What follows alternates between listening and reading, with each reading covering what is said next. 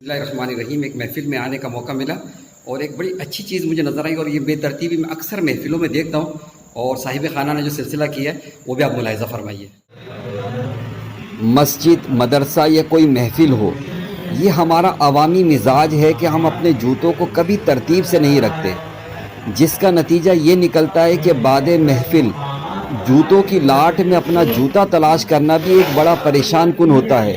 لیکن یہاں دیکھیں کہ ایک بڑی محفل میں شرکائے محفل کے جوتے کس ترتیب سے رکھیں.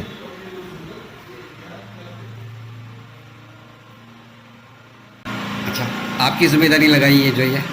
اچھا، کیا ذمہ داری لگائی آپ کی ماشاءاللہ سے؟ چپل کی ہے ذمہ داری. اچھا، اکثر محفل میں دیکھا کہ لوگوں کی چپل بڑی بے ترتیب ہو جاتی ہے، پھر ڈھونڈتے پھرتے. یہ ہے کہ سب کو آسانی سے اپنی چپل مل جائے گی. تو جن کے صاحب خانہ کی محفل ہو رہی انہوں نے ہی لگایا جو ہے نا. بڑی میں آپ کا نام؟ جمیلہ. ماشاء.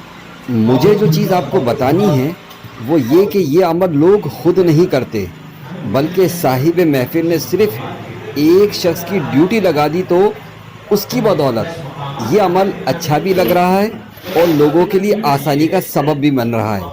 لہٰذا کہنا پڑے گا ویل ڈن. باب عبدالعزیز کو حضور غوث پاک کی محبت میں باب غوث اعظم پکارا کرتے تھے. باب غوث اعظم. ایک مرتبہ